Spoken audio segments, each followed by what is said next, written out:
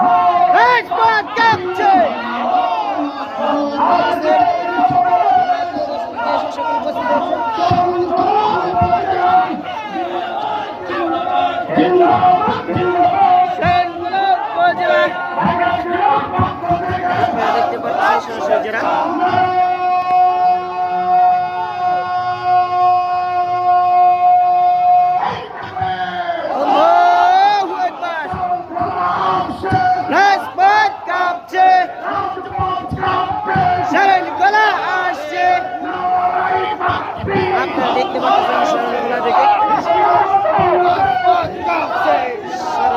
জনগণ কি এসে উপস্থিত হয়েছে।